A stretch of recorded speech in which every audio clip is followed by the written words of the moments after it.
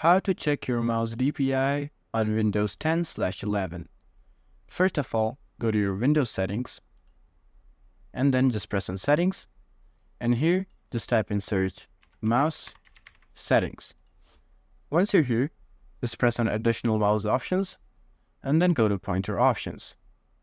Make sure you turn off enhanced pointer precision and then press apply. Once you do this, press OK. Now go to your web browser and type in DPI Analyzer. And here you go. Just go to this first one. And it will take a few seconds. And here we go.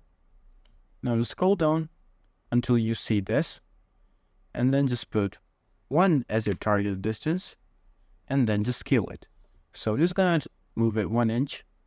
Just like that. Here, as you can see, it's showing my DPI. If I move it like that, it's gonna do it. But yeah, I exactly have to move it 1 inch. Here, as you can see, my actual DPI is 200. So yeah, this is how to check your mouse DPI.